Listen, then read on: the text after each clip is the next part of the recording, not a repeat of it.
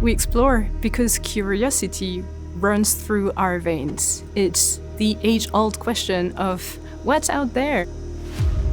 We do research on the International Space Station because it provides a very unique and novel environment that we cannot replicate here on Earth. Ignition, liftoff of the Falcon 9 and Crew Dragon. Go NASA, go SpaceX. Crew-12 will live and work on board the International Space Station for a duration of 8 months.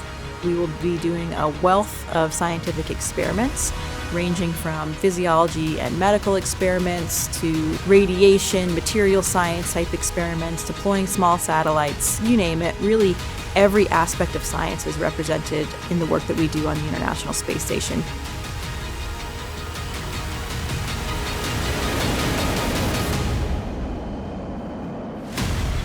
It's important to push the boundaries of what's possible.